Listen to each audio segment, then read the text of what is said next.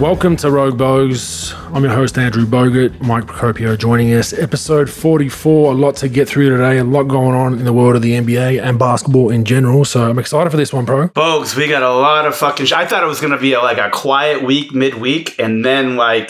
Shit starts piling in the last 72 hours, man. It's crazy. Yeah, a lot going on. A few games on the slate today as we're recording. But the coaching hot seat season has started, pro. It's officially started. It's earlier than, usually they at least give them till the first week of December, second week of December, but it's started this week. Usually sometimes teams will give you till the new year, but Christmas is not so jolly. But Luke Walton has been fired, a coach that we probably both know pretty well. I've worked under him numerous times. They let him go a few days ago. He has, quoted as 161 interesting games that you were the league's 8th worst winning percentage since he was hired in 2019. So they're trying to say that people out there are saying that should be no surprise he's gone. A 6-11 start to this season in a wide open conference was enough to get him pushed. He was 68-93 overall in the Western Conference, as a Western Conference team. Which isn't too horrible considering where they were a couple of years ago, but I guess their concern would be the growth, the direction. He's got some issues with a few players on that roster that we've spoken about previously that haven't played a lot of minutes. Their lineups have been all over the place at times. Do you think it's a fair firing, pro? I don't think so, Bogues, to be honest with you. At the time, I don't think... Look, the team's been bad, right? The team's been bad. They don't have anybody great on the roster. Like, they got good players, but they don't have anything great in the roster. And they just been, they switched these head coaches like under this owner so many times, and the GMs and this and that. Look, if you look at record, you're like, yeah, maybe you should. But you probably should have fired him in the offseason. Like, this whole thing about carrying over coaches for one extra year, like, oh, you know what, we'll just give him this year, and if it doesn't work out in the first 10 games, he's out. Well, why the fuck do you have the guy in the first place? If you're going to wait on that, because even if he starts hot, you know how the NBA season is going to go. He's going to dip back in the shitter for a while, and that's just how the NBA season goes. If they were going to wait 15, 16 games, whatever, 17 games, you should have fired him in the summer and hired your next guy. But I'll tell you what, it's one of the biggest shit show organizations in pro sports. This owner has got to figure this shit out. You've fired multiple GMs since you took over. You've had 5 or 6 head coaches since you've been there. You gotta, whoever this fucking next coach is, I don't care if it's a cardboard fucking cutout. You better keep this fucking guy for a while. And you gotta have some stability in that organization. What do you think? This is the same owner that was trying to get them to play 4-on-5. Oh, well, if you look at their fucking record since he's taken over, I think they've done that for stretches of time. So for context, he was famously known as a guy that said, why don't we just leave one offensive player back at the offensive end, and then as soon as we get the rebound, we can just throw it long and get an easy shot. And he's so much so that they had the G League team implement that for a number of years, right? And the scores were like 140s, 50s, 60s at times. That's that owner. But who knows, man? It's been a revolving door. They've been in the same spot every season. It feels like every conversation you have about Sacramento the last 10 plus years, if not more, has been fringe playoff, fringe lottery. That's the ceiling is fringe playoff, and their worst is down the bottom. Bagley did play yesterday. I just had to look it up. He was in the doghouse with Luke. I'm not sure what was going on there between them two. Wasn't playing. He played well. 13, 7 and 4 in 34 minutes, 5 for 5 from the field. So he played pretty well. Alvin Gentry is a great coach to play under. What's funny is he was the other assistant with Luke Walton under that Warriors run when I was with Steve Kerr. So Luke hired him as his head assistant. He'll get them a few more wins. I still don't think they have enough to really, surge. I don't think. Maybe they can get a playing spot if they're lucky. But he loves a free-flowing open offense. He was in Phoenix, many years ago when they continued on that fast-paced offense. He wants to play fast like a lot of teams today. He loves to get it up quickly. I think he'll be a breath of fresh air to infuse him for the next couple of weeks, but at the end of the day, I still don't think Sacramento is going to do too much. Do you think, if Alvin performs well, you think he can snarl that job? I don't really think anybody with any type of resume wants that job. So what you're going to end up doing, Bogues, is you're going to end up hiring a young assistant or one of these retreads that don't have any other options, that are just home on their couch, like begging for a job. But do you think Gentry has a chance to keep it? You think he's legitimate? I do think so. For that reason, why Bogues, I think he has a chance because it's not like you're the Lakers right now. It's not like you're the Knicks. It's not like you're in the shit show now, but it's a great city, great organization, at least has a name, and then guys will be lining up. I think you got to be honest with yourself and say, look, no one else wants this fucking job. If Alvin Gentry can get us even close to playoffs, are we seeing any life out of this guy? I think we should hire him. I think he does have a legitimate chance to take that. But you know how it is, Bogues. Everybody wants the new shiny new person, shiny new car, this bright assistant that, from a winning team, this and that. He's going to take us into the promised lands, and then you end up firing him in 18 months. You know how shit goes there. So I think he's got a legitimate chance, Bogues, if you can get them. Definitely if you can get them to the 8th seed, because right now they're still in not 8th seed, I'm sorry, into the playing games, playing rounds. If you can get them at 10, maybe at 9, you got a chance. And right now they're what? I think they're 11th. If I'm not mistaken, I think they're 11th in the West. Big 8-12. Big win yesterday versus the Lakers. Yeah, I wouldn't call it a big win anymore with the Lakers, but yeah. That old school rivalry, the Shaq and Sacramento Queens days. But I don't know much about Monty McNair, who's their GM. Obviously his name hasn't been thrown about too much. He's been in the league a long time. But I somewhat agree that they need some stability. They need whoever they get. I don't care who it is. They need a 5-year plan that's implemented with some basketball people. Now, Vivek, their owner, I'm not sure how hands-on he is, but I guess my advice would be, if he's hands-on, get your hands off at this point, Vivek, because it's not working. Hire some people, hire some, get some H-Bobs available, get some analytics people. I don't know. Do whatever you got to do. Open the purse strings. You're going to have to overpay to get people in Sacramento.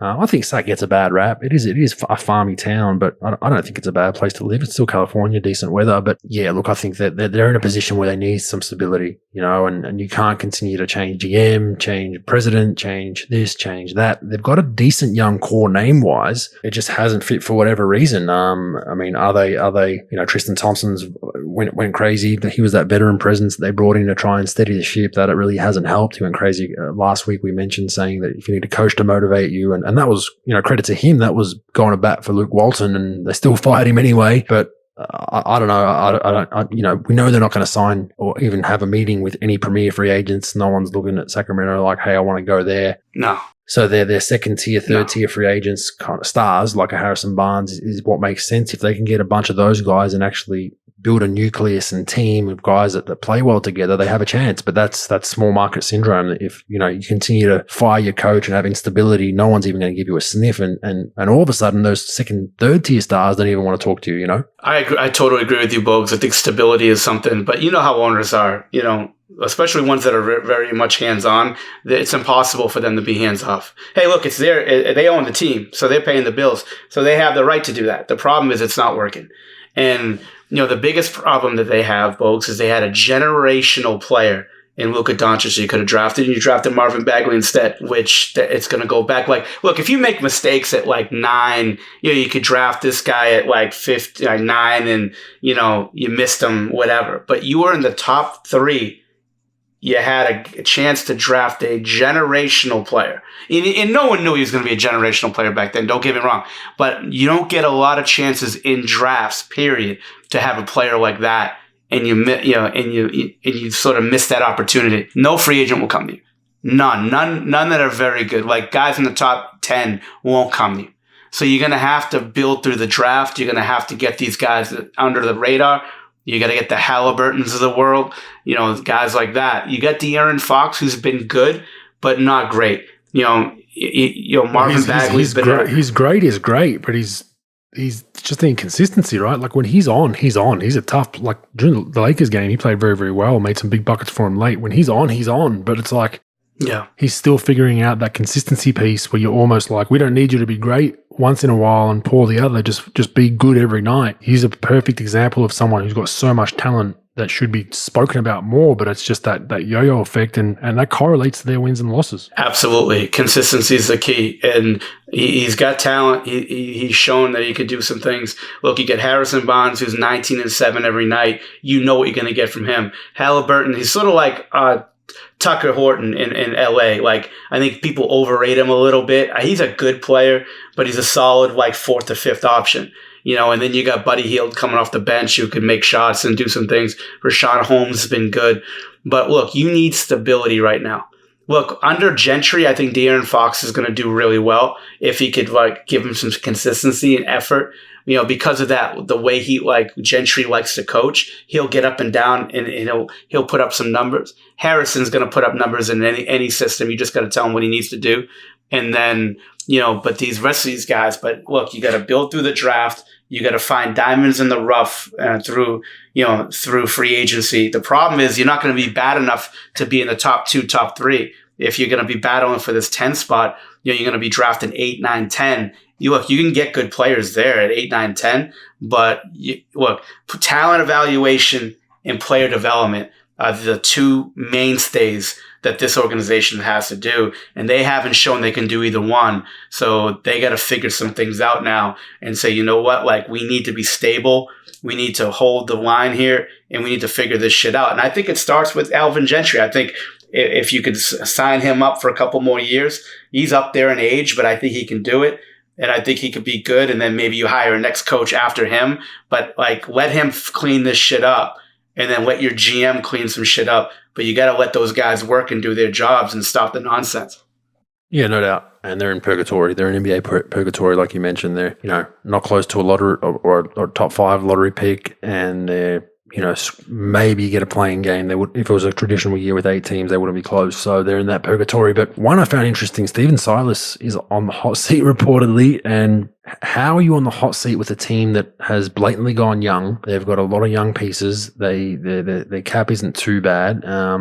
They've sat John Wall, who, look, love or hate John Wall, he has his moments. He'll probably help you win a few more games having him out. He was an all-star at times and has been close to an all-star other times. They're clearly in rebuild mode. How do you put him on the hot seat? For me, this means one thing, bro. This means that there's a young star on that team that does not like him. I think that's clear as day, because I see no other feasible reason why you'd have him on the hot seat. What you expect it to be 500 at this point? Like, I don't get it, and I'm pointing towards, don't know who it is. This is just my theory. There's some young guys on that team who are like, yeah, we don't like this guy, like Jalen Green or maybe Kevin Porter Jr. or something like that. Yeah, Bogues, I don't know. It's funny with these organizations that tank, and they're clearly tanking. They say they want to tank. But then when you go full tank mode, like, say what you want about Philly, but at least they supported that thing for a few years of being awful, trying to get draft picks and then get good. But now you got this situation where you're doing that here. Yeah, I think they won, 2 games? I think 2-16. And now, because you can't take the heat, because you're not making money, the China thing, you're losing all this revenue, people probably aren't coming because of COVID anyway, and, now you got these problems. Now you're like, people are getting to you, probably getting to the owner, like, look, I don't think you get the right coach. I don't think you get the right coach. They got the right fucking coach. Their team sucks. Like, their team sucks. They got young players that can't win NBA games yet. It's not easy to win NBA games. I don't care how high you drafted. I don't care if you had the 1st, 2nd, 3rd, 4th, and 5th pick in the draft. You're not going to win games. All right, their team isn't very good. If Christian Wood's your best player, no offense, you're not going to win that many games. He's a good player, but he's good if he's like your 4th best guy, maybe your 3rd best guy. Your young guys, Jalen Green, he's a lot like Oubre. He's a lot like somebody like that who's going to be, who's going to put up a lot of shots. He's going to be hot one night, cold in the hell in another. Kevin Porter Jr., same thing. He's not a shooter. He's not consistent. Those guys could put up numbers, but they have no idea how to win. You get Eric Gordon on your team, who's good, who's solid. You're doing your thing with John Wall. I like Stephen Silas. I worked with him for a year. I think he's very knowledgeable. I don't care if you get Red Auerbach with fucking Phil Jackson, fucking, Bill Belichick, and any other fucking coach you want to throw in there. They're not going to win games. They fucking stink.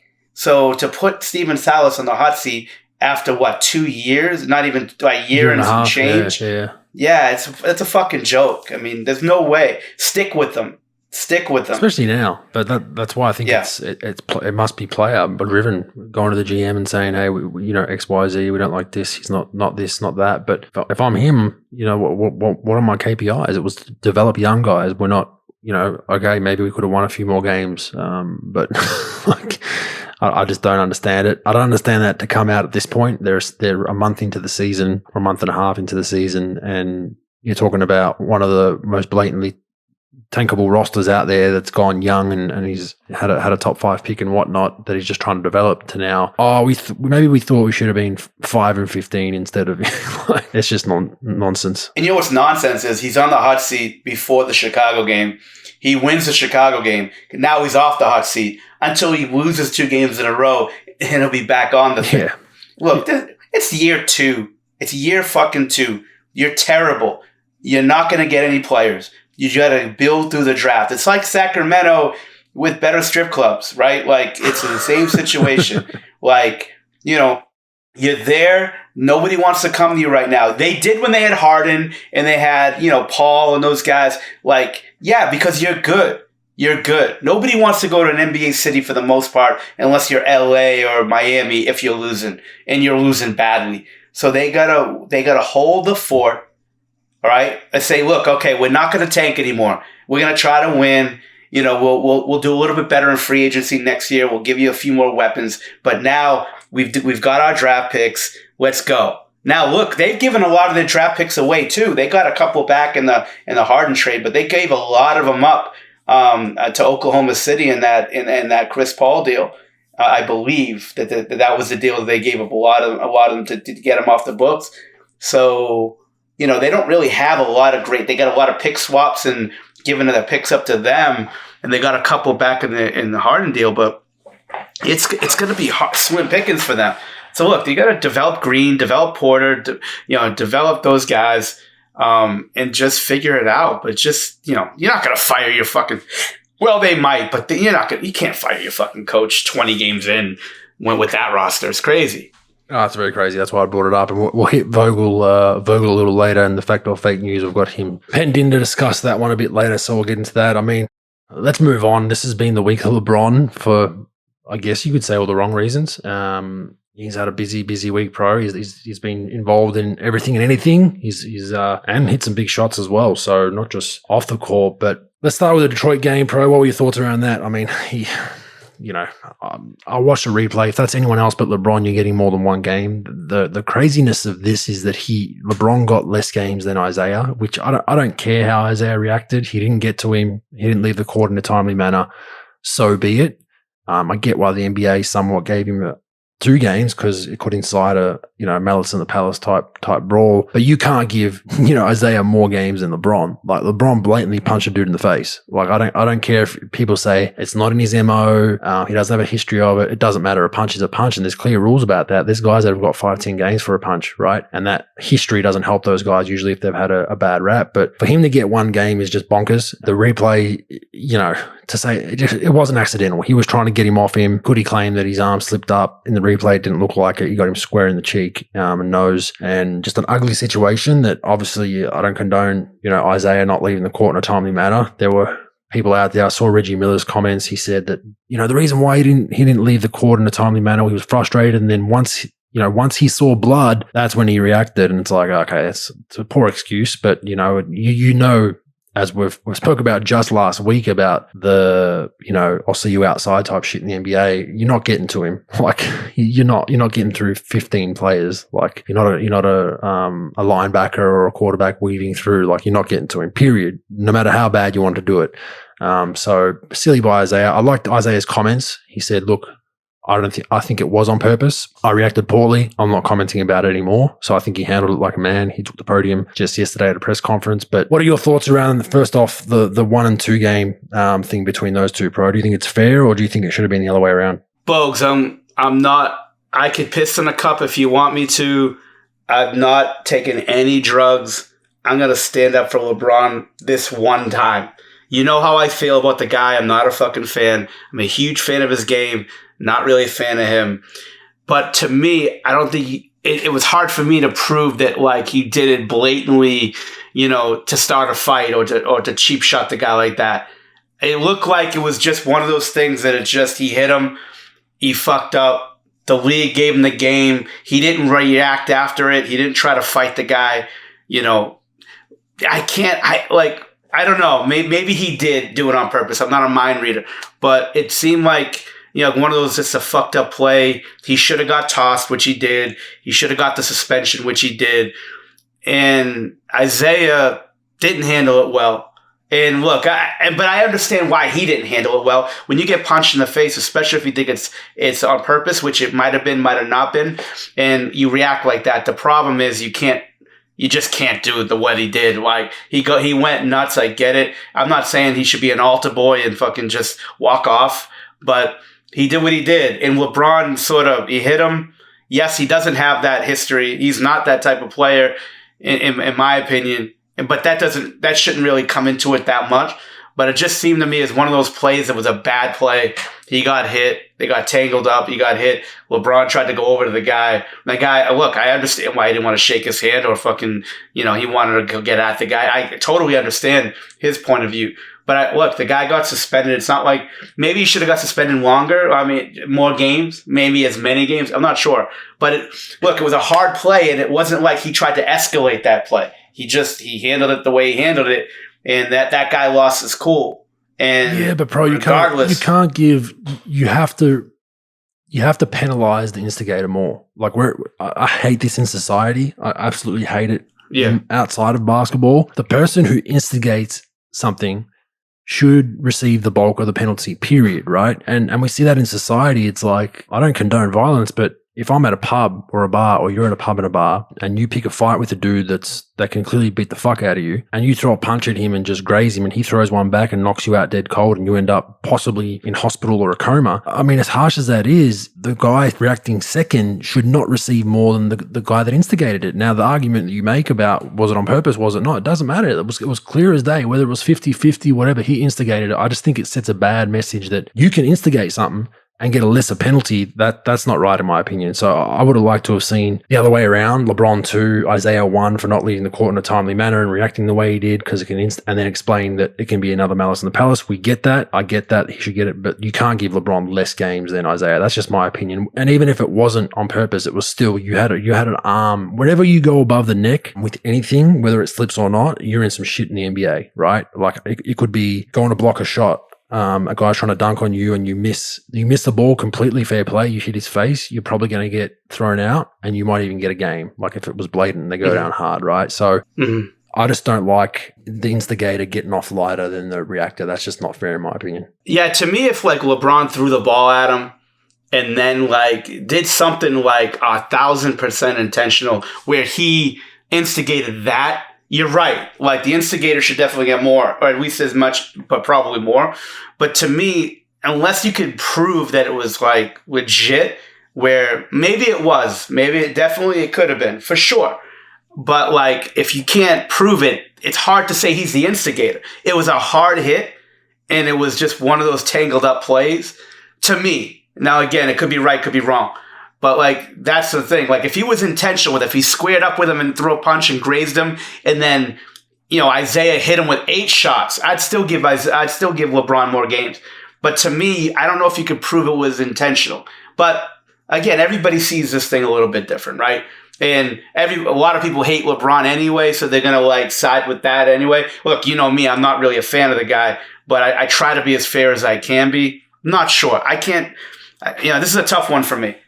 But Isaiah doing what he did just isn't professional. Like, you gotta do better than that. Like, I don't know. Yeah, it wasn't pretty. The only way I'd give Isaiah more games as the reactor would be if he just like was trying to get to LeBron swinging and cleaned up 3 or 4 people along the way. But so 1-1. So you're for 1-1 or 2-2? No, I'm for more for LeBron. More for LeBron. I'm for like two LeBron, 1 Isaiah, 3 LeBron, 2 Isaiah, something along those lines. I get why you need to suspend Isaiah. Look, at the end of the day, he didn't get to anyone. He didn't do any further damage. He delayed the game for an extra 3 or 4 minutes. I get why they need to suspend him and reprimand him, because benches could clear, fans could get involved. I totally understand it. My whole point is that, the instigation of cracking someone in the cheek above their shoulders with a closed fist, accident or not, I think that should be a little bit heavier. But it is what it is. Everyone, like you said, everyone disagrees or agrees on it. I'm not judging this upon my thoughts on LeBron as a person. I'm looking at it as if that was Steph Curry and Draymond Green or someone, a former teammate that I really like, I don't care. Like if you do that, you should get the heavier sanction. But and then anyway, we'll move on from that. And then follow up with I believe LeBron in Indiana. I'm not sure what the rhetoric was here. He got into it with some fans. There were reports the fans said something along the lines of they hope Bronny, who is his son, dies. Is that what you've heard? Something like that, to that effect, yeah. I mean, they supposedly said something pretty vile. We'll never know. But we'll never know exactly no one what knows. was said. It didn't look like it was too fiery. LeBron was just literally walked over and pointed at him and got him kicked out, which he's copped some shit for, being a snitch and whatnot. I find it interesting because I think every NBA game, you could kick out most fans within earshot of an NBA bench. Would you agree? Yeah, for sure. Yeah, they say some reckless shit. And it's everyone. Like, it could be, you could technically kick someone out for saying, "Hey, pro, you suck. Hey, pro, you're bold," or "Hey, Bogues, like you're injury prone, you're a sleuth, you're whatever," right? Like this, I could take offense to that. So I could be like, "Hey, get him out of here." The problem with that is within that split second decision that the security guard has to make, they're going to side with the player, 10.1 times out of 10, right? Because they have to. It's on TV, it's on cameras. Security know if something then happens beyond that, they're going to be in big shit. So generally, the poor fan. I'm not saying these fans didn't say what they said, but I'm saying it's a slippery slope then, because there is a lot of things said by fans that imagine college games. Like college games, you have to throw the whole fucking student section out. Like some schools 3,000-4,000 students get out. But if it was said that he said something about his son, that's pretty low. If it was, you hope your child dies. Anyone as a parent knows that would not be good to hear. So I agree with LeBron, somewhat saying, "Hey, cut that shit out."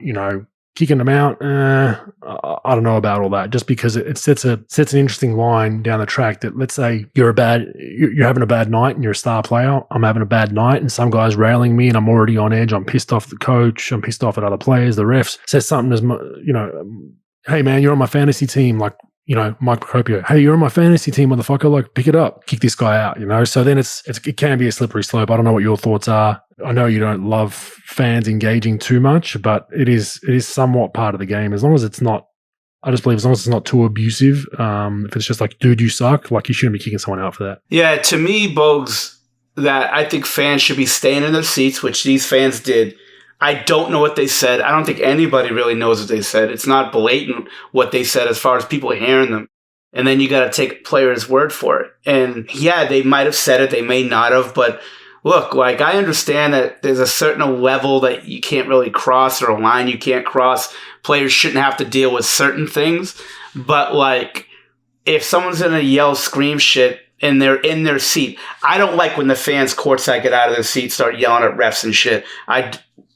I don't think they should have the privilege to do that. I think if they do it from their seat, they do it from their seat. That's what they do. But like, you're just going to kick these guys out for saying some fucked up shit. And again, you can't prove what they said. That's the problem. And so you're just going to point people out. Look, they paid, I don't know, in some cities you pay, that's like $3,000 a seat or $2,000 a seat. Like Indiana, probably 500, 900. Yeah, 500. 500, yeah, that's true. But like, I don't know. I think it's a bad precedent when you start getting people kicked out. Like I said, if people around them point at them and said, yeah, like they said some racist shit or something like that, then they kicked them out. That's one thing. If a whole group of people are pointing at the person saying, yeah, come on, man, that's fucked up, or somebody throws something at you or goes in the court, yeah, total ejection, take their fucking seats away forever. But if they're going to say some reckless shit to you, and not a lot of people hear it, yeah, I don't think you should throw them out for that, because no one knows. Exactly. No one You're fucking from knows. a town that is notorious for that, pro. Boston. Oh, for sure. Man, I used to. Yeah. With Milwaukee and Golden State, these dudes in Boston would show up to the pregame individual shoot around warm up like 2 hours before tip, and or I'd had people heckling me 2 hours before the game when I'm shooting. Like, yeah, they were notorious for it, right? And you're like, oh man, this dude's pissing me off. But you'd kick that whole crowd out based on LeBron. Like, you'd just be pointing at the whole crowd because they toe the line with every comment. They got that Boston accent. Like, it's fucking go hilarious. fuck your mother. Yeah. Like, no, seriously, it's tough, man. But you know what they should do, Bogues? Definitely, I think you shouldn't leave it up to guessing. I think there needs to be an actual rule in laws that, like, telling people what they can say, in a sense. Like, this is the line you cannot cross. Not what you can and can't say, racism, but you can't sexism, cross this line. Yes. Stuff like that. But how do you police it? You can put the law in. At the end of the day, if the security guard doesn't hear it, he has to take the player's word for it, right? So, and a guy that's this polarizing superstar, world-renowned LeBron James pointing at someone, you're going to have to kick him out, regardless of whether you even heard it or not. That's the problem, right? Now, if that was Ryan Brokeroff pointing at a fan, do you think he would have got kicked out? They might kick Brokeroff out. Fuck off, Brokeroff. Go get me a fucking, a latte, you fucking asshole. Get out of here. Tax season's coming up. That's my point. It's just a slippery slope, dude. Like it becomes hearsay. Like there's the infamous one of a Golden State Warriors fan and LeBron walking off the court one game and the lady yelled, "Hey LeBron, how does it feel to be a punk ass bitch?" Now I saw that. And they stopped, like they're going to do something, and it's like, is that bad? It kind of is, but it isn't. It's on the line, in my opinion. There's way worse things that fans say, and it's like maybe if you cut the bitch out, you can get away with it. I don't know, but that's what I mean. So then it's like, okay, so now it's in that players, it's in his realm to decide, was that acceptable or not? Let's be honest, players are emotional at times, might have had a bad game, might have missed a game winner, might have got benched, fouled out, whatever the reason. That's going to influence their decision. Then you've got a security guard, whose side does he take? The away fan, the home player, the away player, the home player, the away fan, the home fan. It's just a fucking shit show. You can't, there'll be no policy to police that, bro. That's my point. It's just like, I say, Bogues, the league should implement a player challenge where they go to the camera and they figure out what the fuck they said. Or go the ice hockey route. Go the ice hockey route. They can pick a player, a fan out from the crowd and fight him. That'll be fantastic. That would stop it really quickly. Just like, what did you say? All right, stop the game. Come down here, little WWE ring comes out, and they just go at it for 5 minutes. I would love that. I would fucking love that. Some asshole with his fucking face painted. Yeah. And then to wrap up, LeBron, he's the hat trick for him. He did the big balls after his shot in Indiana. Went left, his patented left kind of sidestep, which I still am confused why players let him get to that late in games, because it's clear as day he wants to go left. He actually looks down at the floor most times. If you look at those big shots, he'll look down like he's not paying attention. Spring up, step back, sidestep, left, three. It's money when he's gone left. I'd almost argue just get in his space and make him shoot a two. Make him get to the rim, especially late in the game. He doesn't have that. He can still get to the rim, but he doesn't have that 10-year ago LeBron bounce and speed to get to the rim. I just don't understand. That's a story for another day. But did you like the big balls dance, pro? I don't know. What's that? The Sam Cassell they call it? He kind of caught him. I felt like he started to do it and then was like, holy shit, I'm going to get fined, and tried to change it into, I think he only did one hand for a bit, so it wasn't as obvious, but they still stung him $15K. Maybe it was a one nut dance. Well, yeah, 0.3 seconds of his fucking NBA pay. God, I really feel bad for him. But yeah, what are you going to do? It's a fucking, the league's a circus, but it's a fucking I'm a fan of the big balls dance. I'm a fan of it. I like it. Yeah, why not? Yeah, it gets a little flair to the game, like, can't be all that sensitive, but, I don't know, man. The fucking league, is very interesting in who they police and what they don't. Yep. No doubt. But the Sam Cassell is the original pioneer for those younger listeners. Love Sam Cassell. He hit a big three and run down the floor pretending like he had big nuts between his legs in his hands as he was running. So it's always a fun sight. I like it. And I'll just wait for the NBA communications to come out and announce the fine, which is always fun. All right, next one. What do we have here? So Klay Thompson and Wiseman are cleared for full contact, pro. So I found an interesting video just by accident following Klay Thompson and Warriors media. I assume they told him yesterday after the game that he wouldn't be playing on the next road trip, when I think he thought he'd be at least available for some spot minutes. He sat courtside after the game with a towel over his head for what must have been eternity, like clearly dejected. That's Klay for you. Like, he's hilarious. So there's a video out there of him. So I assume that was the conversation. He was probably pumped to go on a road trip and potentially, get out the jersey for a couple of minutes. And they told him, nah, pump the brakes. You're still a couple of weeks away. And he wasn't too happy about it. But the shit, man, the way they're rolling right now, we've spoken about them at length in previous episodes, to get those two guys back. We even probably forgot about Wiseman being out, right? Like, because the attention's all been on Klay's injury, but to get those two guys back now on a roster that's clearly, throttling at all cylinders, as mentioned on our Q&A, which was before this, someone asked, how the hell does their second unit come out and beat Detroit. The bench is firing. Everyone's feeling good about themselves. They've found some good role players in Peyton Jr. So I'm loving what I see, and I think it's dangerous times for the league with those two guys. If they come back at even 60, 70% for the next month or two, watch out. Yeah, and at least for Clay, like Clay knows how to insert himself into things. Like he'll know that. Of course he does. He's going to shoot it as soon as he touches it. He's not inserting himself into shit, bro. Yeah, no shit. I told you, man. That's why I thought. What was our number? Sorry to cut you off. What was our number that we said Clay would average when he comes back? I can't remember. We'd have to look it up. I think it was in the 20. It was 20, wasn't it? 20 a night? Yeah, I think something around 20. Yeah, 20 a night. Yeah, I think he'll get close to those attempts up in his 18 limited minutes. I'll tell you that much. He's going to get him up. No shit. No, I think Jordan Poole's going to have a fucking towel over his head, when he comes back. But no, I mean, look, it's perfect. I'm not a huge Wiseman fan, but he can definitely help. He could definitely help them, give him, give you a different look from like Wiseman and Looney and, things like that at the center position. And obviously Clay, Clay's going to do what he does. I don't think they're going to miss a beat with him in the game. I think they're going to be fine. And like they say, oh, he'll be rusty. Yeah, sure. He'll be a little bit rusty, but just the way they're together, like the way those guys click, like Wiseman, not yet because he's too young, but like everybody just clicks. They know they're not going to miss a beat too much, and he'll be fine. He'll be fine. And, it'll be interesting. Shit, they're the best team in the league. They're number one record in the league right now? Yeah, clear number one. So, and they're rolling. Phoenix is on their heels. They've won, 15 straight? They're almost at a franchise record. They're close to a franchise record. But yeah, they're rolling, and to get, a great two-way player like Clay back, and even Wiseman, he won't be, he's not going to play 35 minutes for him and have a huge impact on whether they win or lose, but he's another body they can have that can continue to develop. So that's one to watch. Zion is cleared for I don't know what, bro. He's cleared for contact, but my point is, what does that mean? His weight's still an issue. Does he come back and play limited minutes? Do they still clear him just for, training contact and weights and conditioning, so he gets another month of that under our belt? They've been pretty coy about what that means and when he's going to play. There's no return to play games schedule announced yet, but there was a funny meme going around that it was for Zion and James Harden. There's a fake Shams Charania, whatever his name is, internet account out there on Twitter that said James Harden and Zion out next 2 weeks, brackets Thanksgiving. So I had a little laugh at that. That's good. But what have you heard about Zion? Is he back anytime soon, or is it just cleared for practice for a couple more weeks or months? I think they're going to try to. They're going to be. It's going to be a lot like the Kawhi Leonard deal. I think it's going to be a very slow process of getting him back.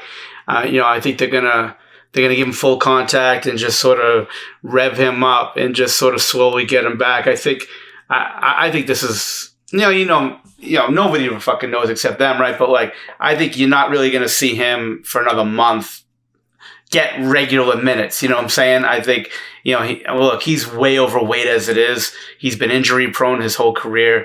Like, there's always a shit show with that whole situation about how they handle him. I think they're going to have very soft fucking gloves handling that kid. And I'd be surprised. I wouldn't be surprised if they didn't really ramp him up until close to the All-Star break. But who the fuck knows? But like, he's just big. He's fucking big, and there's obviously an issue there. So it'll be interesting how they handle it. Yeah, no doubt. I think they're not looking. I mean, they've won some games lately, funnily enough, but they're still not. I don't think they make the play in at all. No brainer there. But yeah, I'm just interested to see how they handle all that. It's just not something you want to see from your star, is to come back from an injury, overweight. God forbid he comes back and then re-injures himself or gets hurt further. So Ja Morant looked pretty bad yesterday. Hurt his knee. Yeah. It's now been announced, thankfully, as just a sprain. He put out the tweet saying it's in God's hands now. I think that created more panic for people because they thought it was a long-term injury or an ACL. He went down like it was pretty bad. The knee sprain thing, who knows where that's at? I mean, it's pretty coy by the Grizzlies. They haven't really told us much without telling us something. So it could be ligament, it could be MCL, PCL sprain. Who knows? We're playing doctor here, but you don't want him to be out. He's such a tremendous player. He's been fun to watch. We've mentioned he's one of the leading paint scorers in the NBA, which is mind-blowing from the guard spot, with his kind of body not being the strongest, most physical guy. I really enjoyed watching him. I've enjoyed watching Memphis to an extent. And the drop-off once he was out of the lineup was absolutely massive. You know, he makes them go, and without him, they're not in the mix. So, well, I hope we see him back sooner than later. If it's just a hopefully a 2 or 3 week knee sprain, but if it goes more than that, bro, then there are some alarm bells. Yeah, they don't have anybody else that could really give him much. I mean, you know, Dylan Brooks could give you a little bit, Desmond Bain can give you a little bit, but like those guys give you something because of him. Like the whole, you know, the opponent's defense collapses and he'll give him, you know, Steven Adams lobs. He'll give Dylan Brooks and, you know, Desmond shots from the outside. Like he's the reason why defense collapsed. He put 2 defenders on the ball and he can make a play for somebody. And now it's sort of like that New Jersey Nets team with Jason Kidd without Jason Kidd. You get that one player that creates for everybody. And Ja's not really a great passer, but like he just such a great penetrator, drop-offs to bigs, lob passes, hits to the perimeter. So without him, they're fucked. They're totally fucked. But you got to rest him because he's like their only really good player they got. So like you got to rest the guy. You can't rush him back. So that'll be interesting, but hopefully he'll come back in I don't know when he'll come back, but hopefully he'll be back to full strength in a couple of weeks and keep doing what he's doing. 25, 7, and 6. I'll take that. Yeah, and then top 5 in for points in the paint, which is outrageous once again. All right, one note I thought that you would enjoy being a Boston crony was sure. There was a comment made about Jason Tatum recently from of course it was an anonymous assistant coach, but it was an assistant coach has told at ESPN that Jason Tatum is all about Jason Tatum.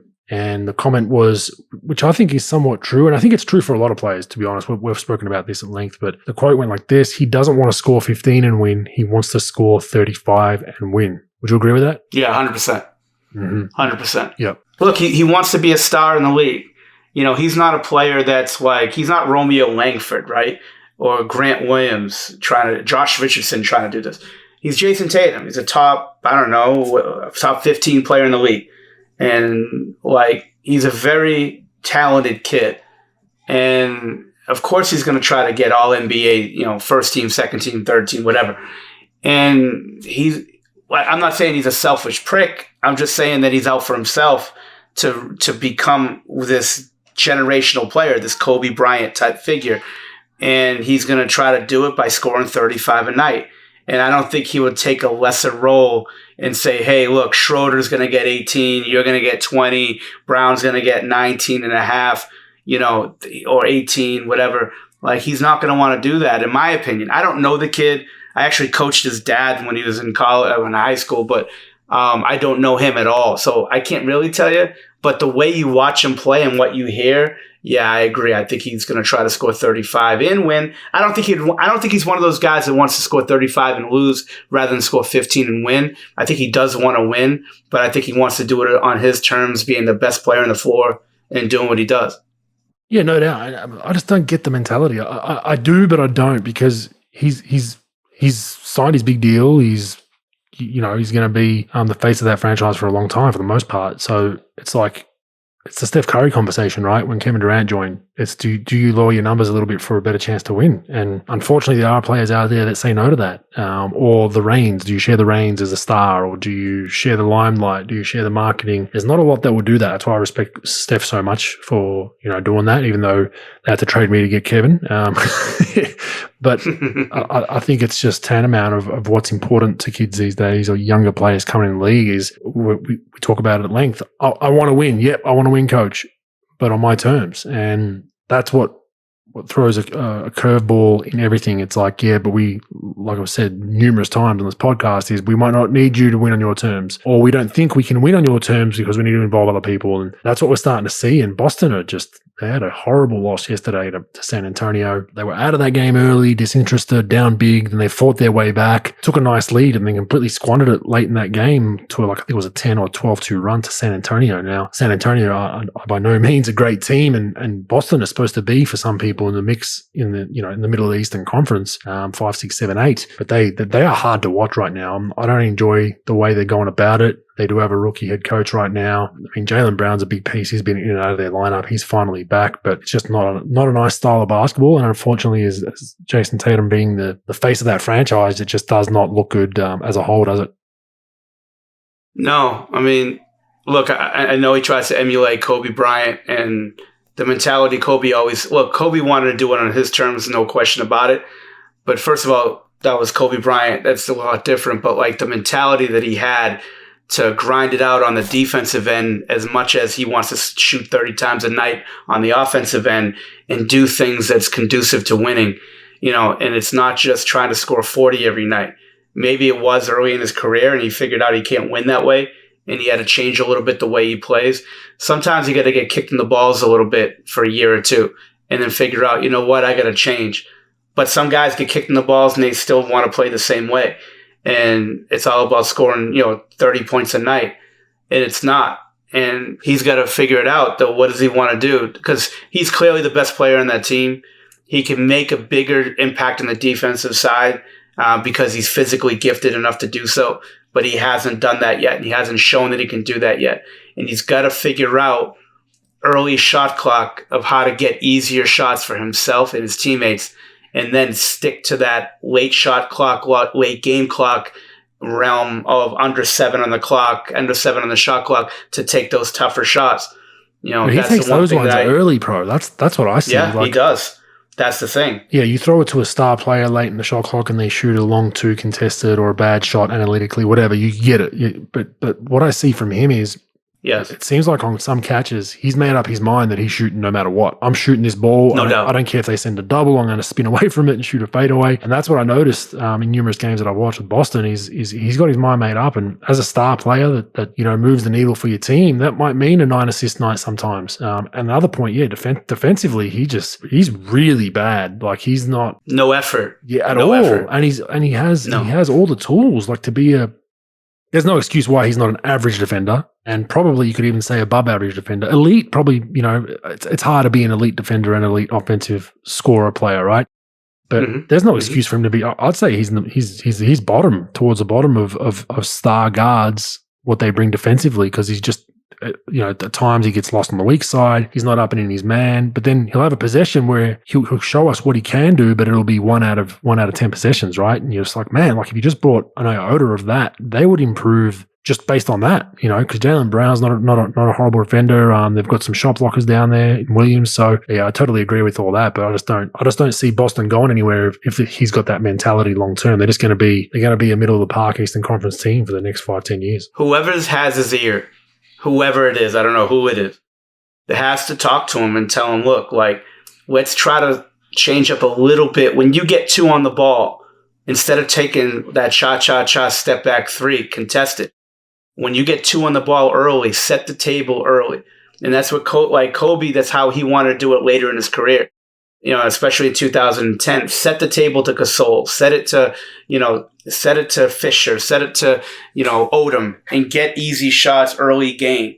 This way, then, late game, you could then be that guy that takes the tougher shots later in the clock and things, but set the table.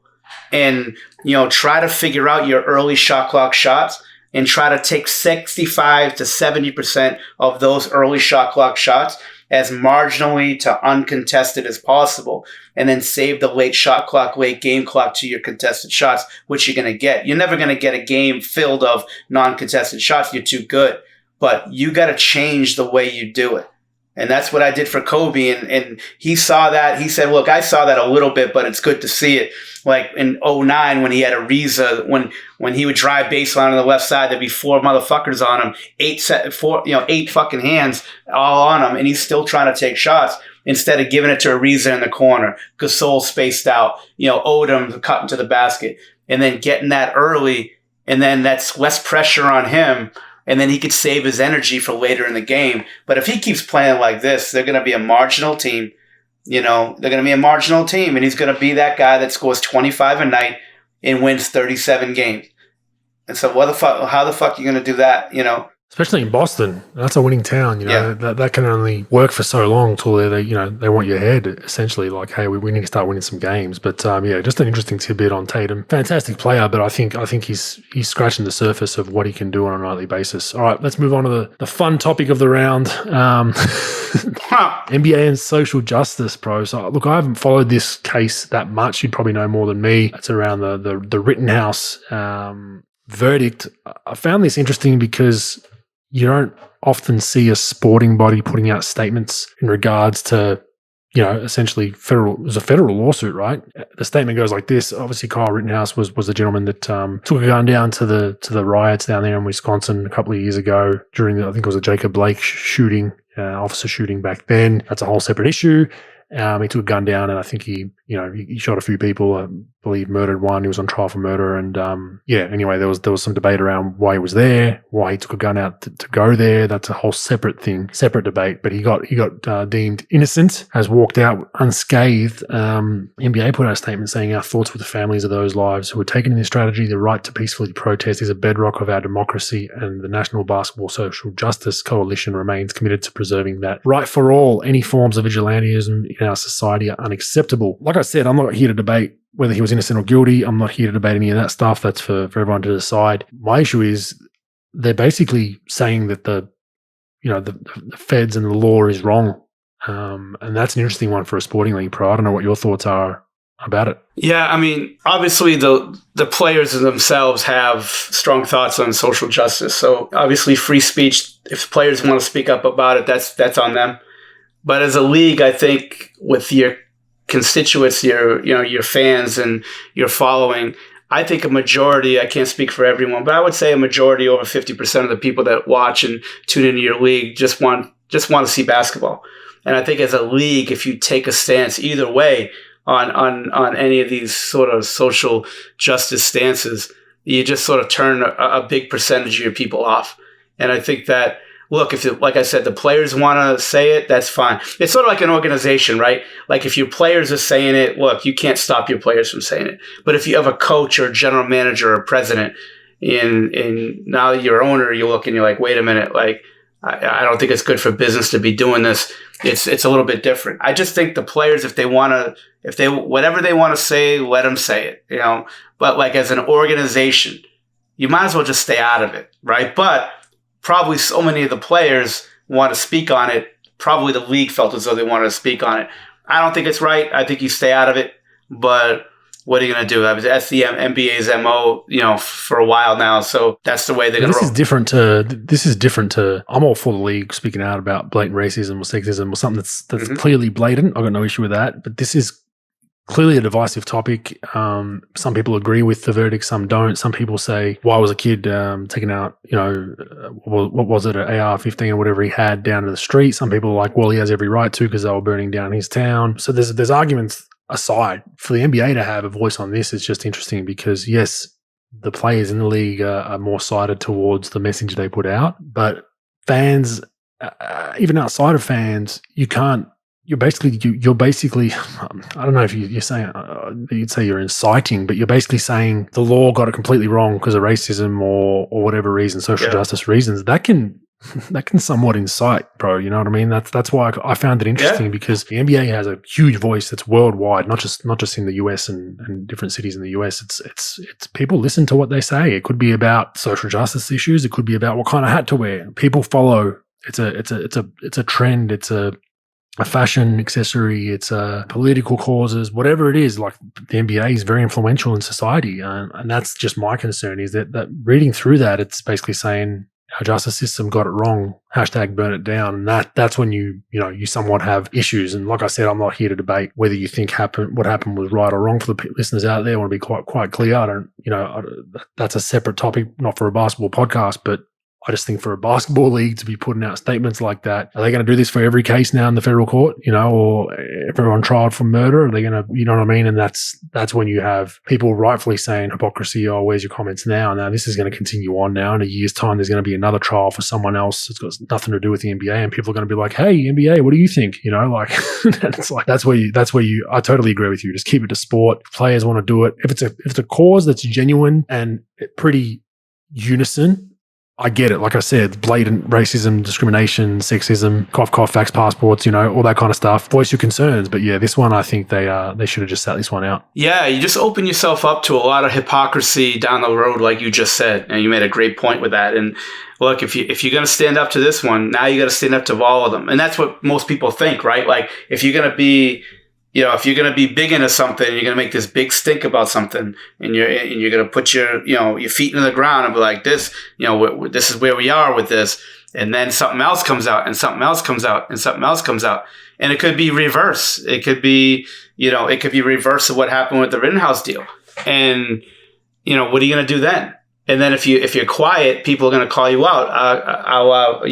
Ennis Cantor and LeBron James and whoever else. So it's like never ending. It's never ending. So you might as well just stay out of it. Let your players talk. They've got billions of people that listen to them on social media. If they want to speak about it, let them do it. But as a league, I just think you just stay out of it. You're representing the league. The players, they're representing the league, but mostly they're representing themselves, like their own brand or whatever you want to call it. The league is representing the league. So as the league, you just might as well stay out of it. Let these guys, they're gonna have the same type of thoughts you do. Let them do it. But you as a league, just stay out of it. But hey, look, man. Well, it is what it is. It is what it is. Interesting one. We'll continue to watch that space and make sure NBA gives comment on a weekly basis about different justice trials around the world. That'll be interesting. Crowds are down, Pro. Crowds are down. Our guy Strauss has got it again. He was right. He told us this weeks ago in a little group chat, and we're like, yeah, whatever. The official numbers are out. They're not pretty. So I've got some numbers here for you, Pro. I'm just going to read out the top 5 down crowds in the NBA currently. So Oklahoma City from 18-9, these are all from 2018-19 compared to now. So a lot of people, obviously the coronavirus plays a part, but we're looking at this season right now where there's not really restrictions going to games besides some arenas have a vax passport mandate or a test mandate. Oklahoma City, 18,200. They're down to 13,600. So massive, massive drop down there. They obviously do suck, but that doesn't help. Indiana, 16,800 down to 13,100. Detroit, so all generally small markets, 16,400 down to 13,300. Sacramento, 17,000 down to 14,200. And San Antonio rounds that out. Now, San Antonio is an interesting one because they usually draw a crowd, good or bad, but 18,300 to 15. The closest kind of the least amount of drops or rises. Brooklyn's actually risen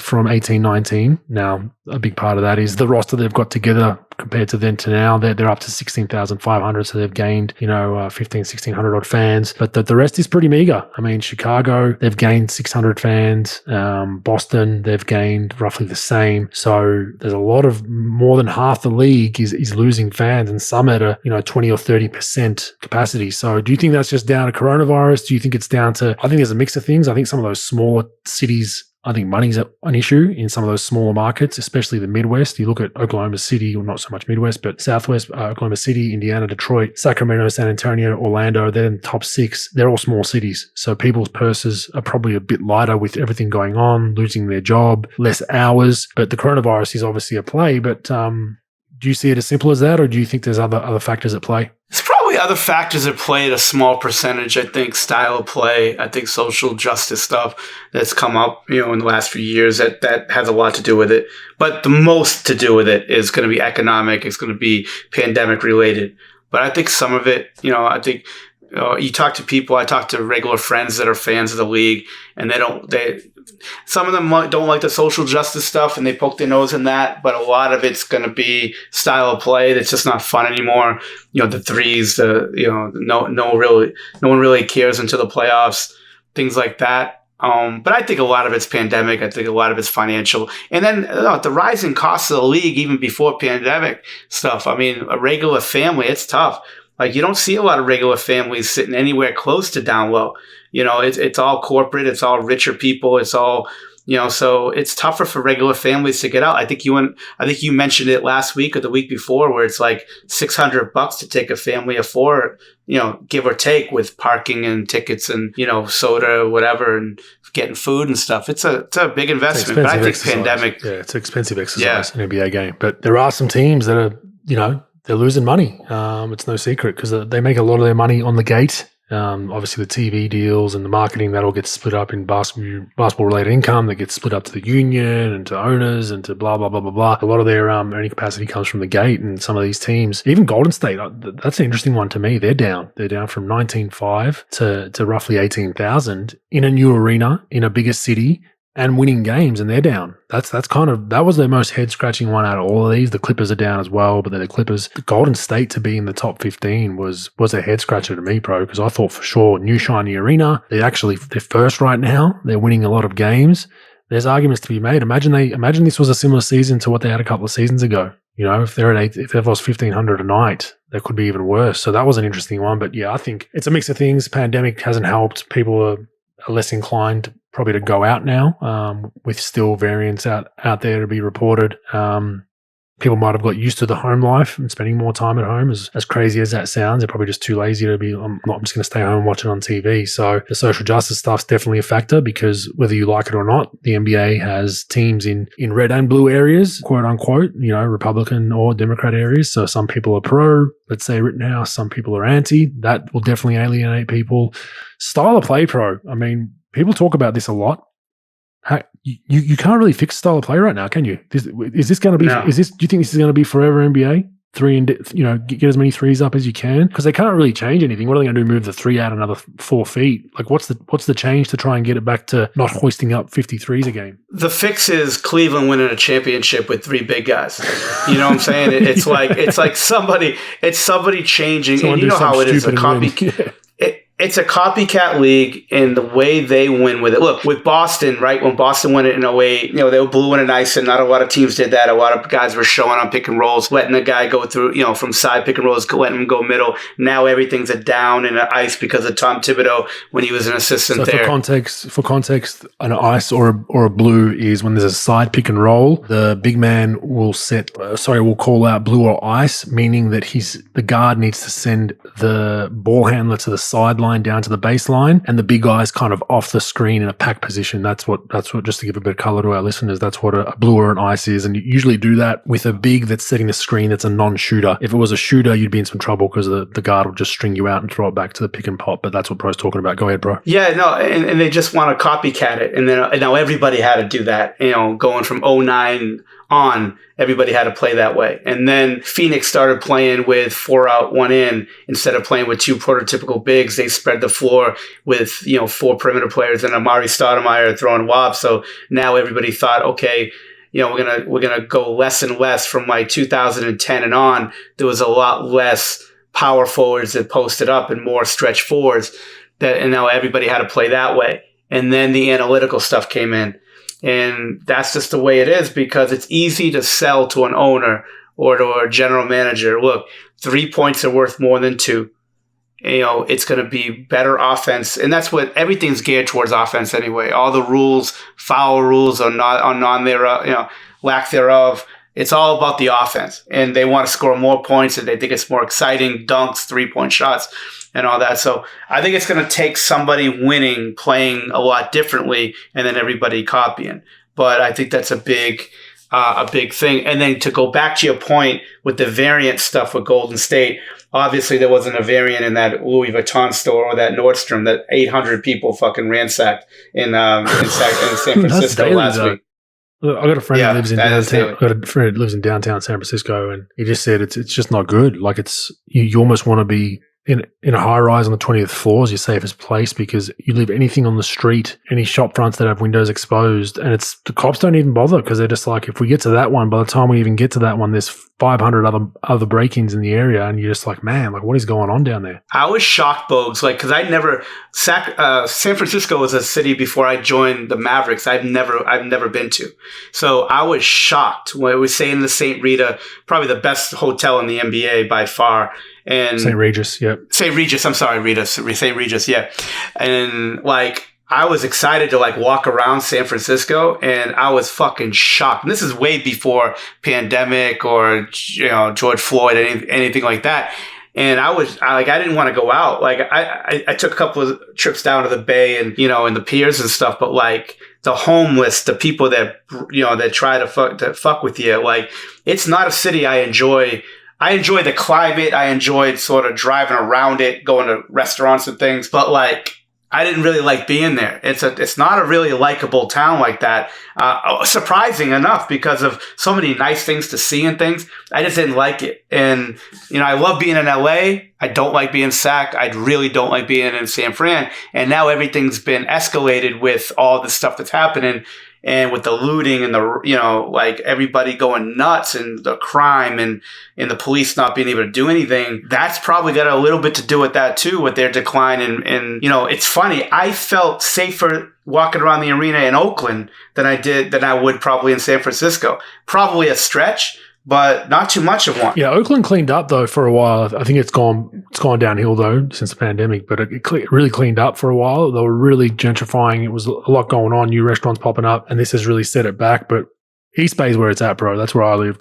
So for those not familiar, you go over the Bay Bridge to Oakland, and then you go through a tunnel that goes through a mountain, and you get to the other side of that tunnel. And what was cool about it was the climate was, so Fahrenheit, 10 degrees, maybe more, 15 degrees at some days, warmer than San Francisco, because this mountain created a protective barrier. The other side's essentially desert, right? So when I went and looked when we went out for sushi, you were telling me about that, because you and Prokhorov were talking. Yeah, you were telling us that. It's insane. Like so when I first got traded out there, went and looked at some properties out there, and I remember I went from the St. Regis, got a car service out to look at some properties down that way, and I had a big jacket on and pants. I got out there, looked at some properties, went and ate lunch, and I'm like, man, like how the hell did it get so hot? And I had no idea. I'm just a dumbass, just moved there. And someone goes, it's way warmer here, right? I'm like, nah, man, whatever. It's like 10, 15 degrees Fahrenheit, like 5, 6, 7 degrees Celsius warmer. I'm like, nah, I'm not buying it. Go on my phone, check it out. Dude, it'd be like 85 Fahrenheit, 25, 26 Celsius. And you get back to the Bay and it's 17, 18 Celsius, like below 70, like mid 60s. I was like, this is unbelievable. Sold, man. Sold. Where do I find a house here? So I loved it there. It was, had its own little community called Walnut Creek, Alamo, all down there, kind of near the St. Mary's campus down that way, and just a beautiful part of the Bay. But it's kind of away from. I couldn't live in San Francisco. Constant sirens blaring. And how far was your commute, Bogues? How long did it take you to get out there? Well, we're in Oakland, so it wasn't too bad. The practice facility took me 22 minutes, and the arena, with traffic, was about 35, 40. So I live with that, man, because you get home and you can go for a swim. You can go out to the park. It's not windy. You're not dealing with big city problems like in San Francisco. So, now I know a lot of our players lived in that area, right? So they lived in the East Bay. I know Steph, Draymond, they ended up falling in love with it. And then a lot of those guys were stuck in a hard place when the team moved to San Fran. So I'm not sure. I think some of them still kept their property and they just have an apartment for game days, I believe. I'm pretty sure that's what some of the guys are doing. And like we were having conversations back then around like, should we all just take a ferry over to games from Oakland to San Fran with like a car ferry, and so we can stay in this area, because it's awesome living there. But we're not selling real estate, pro, so let's move on from our real estate talk. No doubt. Interesting note from Wendell Carter Jr. that I saw a quote on Hoops Hype, which I thought would be a good discussion. It's around the NBA is a business. The truism gets thrown around a lot, but then that trade call comes and you're living in a hotel while trying to find a more permanent accommodation and meeting new teammates and coaches, trying to remember driving directions and restaurant tips, all while trying to process emotions and play high-level basketball. It's a lot, quoted when said Wendell Carter Jr., standing on the Magic practice court just hours before he'll face the Chicago Bulls for the second time since they traded him. He's just acknowledging that when the easily spouted soundbite becomes a reality, the business of basketball is no joke. It was all about 30 minutes before the trade deadline. I got a call from AK and Mark Eversley, so front office there. Carter Jr. said, using kind of service nickname as he recounted the March 21 process. I was surprised at first. I didn't really know what to say. I just packed my bags and I was out. Then you start having mixed emotions. You start thinking, oh man, they didn't want me, or they gave up on me. But I realized you have to think about it like this. This was a whole different management team. They didn't draft me and another team wanted me. I'm just blessed to be here. The opportunity I've had here is exciting. And then he further went on and just mentioned that Vucevic was a big positive influence in his ear when he was with him in Orlando and all that kind of stuff. So I just wanted to note that, because people forget, we always quote, oh, the NBA is a business, and the average fan would have no idea what that means. But this is how brutal it is on two fronts. One is you get that call, hey, we've traded you. You got 48 hours most often than not to show up to that next city. unless you've got an injury or a real good excuse where you can talk to the team about, hey, I'm not going to be there for a week. Generally, if you're playing fit and healthy, you get traded. 48 hours to show up, they can start finding you after that for being late. They can find you game checks. So I'll give an example. I was traded when I was injured, so it was a bit easier for me because I wasn't playing. But when I got traded, they still wanted me to report pretty quickly to do all the PR and the media stuff. So I basically packed a suitcase, got out of Milwaukee, left my wife in the house. We had a nice house out in the burbs, got on a plane, and then she met me there potentially, a month or two later. So she had to organize packing up the whole house. I got out of all that, which was good. She had to get all the shit boxed up, take care of all the loose ends, all the errands, close accounts, all that kind of shit. And then your stuff shows up 6 months later because I got to the Bay Area. I was living out of the Hotel St. Regis till the end of that season. So from March or February till, end of April, living in that place. And then the off season, then you can finally catch your bearings, locate where your shit's been stored at, find a house, sign a lease. So that's the business of basketball. You don't know anyone in that town. You don't know how to get to the facility. You don't know how to get to the arena. It does take a toll. But on top of all that, you got to play basketball. So you still have to kind of limit those distractions of living out of a suitcase. You don't have your luxuries at home. You might have forgot your laptop, your iPad. You don't have this. You don't have that. You don't have a kitchen to cook. You're in a hotel. It can become pretty hard. So it was just a cool story for someone to relay it like that. It's not as easy as people think. And then his second point was around, he actually clicked and understood, hey, there's a new GM here that didn't want me around to an extent, not because so much of my talents. He didn't draft me. He has guys that he thinks higher of than me because he drafted him. He's got more investment in him. So I was just the odd man out. So I like those 2 points and just wanted to mention them for people that hear that cliche of business of basketball, bro. Yeah, I mean, he's very mature in the way he sort of talked about it. Now, maybe he wasn't as mature when it just happened. It is a surprise to everybody. And that's the thing that people don't understand, that first of all, there's only a small percentage of players that last 10 years in the NBA that actually play. A lot of times they get weeded out way before that. And now the percentage of players that spend 10 or more years on one team, now you're getting into a really low number. Just the way the league is, you're going to be... StatMuse, can we get a number, please? Yeah. We're going to add them. Yeah, do your fucking job, StatMuse, for once. So what do we want to know? Over the last 10 years, we want to know what the decline's been compared to the previous 10 years. That'd be a good one, wouldn't it? First of all, I want to know the percentage of players that last 10 years or more in the NBA. And then I want to know the percentage of in the last 10 years or 15 or whatever. And then I want to know the players that lasted, say, 10 years or more in the NBA, how many teams that they played for.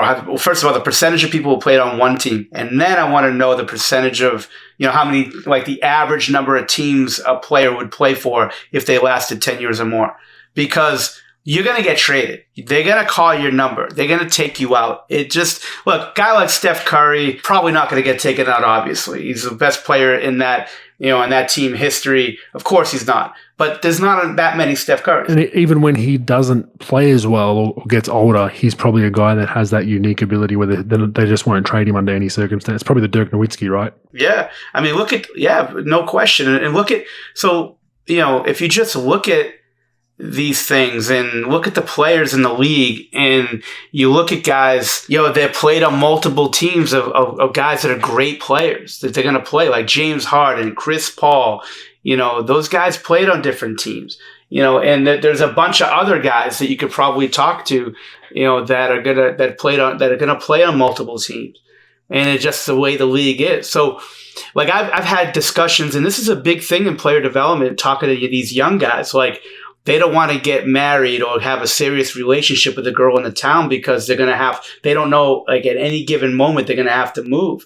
I remember, talking to our young guys on trade deadline when they're reading their names in the paper or online about, being traded or whatnot. They might be traded, a lot of rumors. And it's very hard. It's hard to deal with, but that's the true business of basketball. You got to have to deal with doing your job to a high level, keeping away from getting traded, released, or whatnot. And you got to continue to perform. You might even perform and still get traded. And then you got to deal with being traded, moving, taking your kids out of school, moving your house, selling your house, packing your shit up. Like, it is tough, man. Like, people say, well, you're making $10 million. Oh, that's part of the reason why you make $10 million a year or $15 million a year or $7 million a year is because you're going to have to get up you're going to have to like move your shit in 48 hours and say goodbye for that city for almost probably eternity. So it's not easy. And, people say, no, I don't care how much money they make. And the majority of the league, like, they got one foot out of the league anyway, and they got to perform. And then they got to, like, say they just like was there for like a year and a half and they're finally getting rotation minutes. And then you get thrown in a trade because your money made the deal work. And now you go to a team that had 4 guys at your position, and now you're buried. And now no one's going to see you play for the rest of the year. And now you're going to have to go to summer league again and all that bullshit. Yeah, it's a lot of mental bullshit you got to deal with. But that's the definition of being a pro. Don't just tweet it out like you tweet out God is good or blah, blah, blah on my grind and just say basketball is a business. And just you don't know what that means. Like, you talked about the fans not knowing what it means. Half the league doesn't know what it means. It means you show up and do your fucking job. It means that you have to deal with the pressure of getting the job done and, and doing the best you can to earn as much money as you can, do the best for your team and for yourself that you can. And and you got to ride this out as long as you can. A lot of the superstars can do it. It's not a big deal for them because they're not going to really face adversity until year 7, 8, 9, 10.